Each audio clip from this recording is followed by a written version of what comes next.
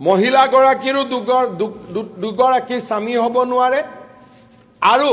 পুৰুষগৰাকীৰো দুগৰাকী পত্নী হ'ব নোৱাৰে আৰু কোনো জীৱিত সংগী অৰ্থাৎ এগৰাকী বিবাহিত পুৰুষে বিয়া কৰোৱাটো বাদ দিয়ক লিভ ইন ৰিলেশ্যনশ্বিপতো থাকিব নোৱাৰিব তেওঁৰ পত্নী জীয়াই থকা অৱস্থাত অধ্যক্ষ মহোদয় কিমান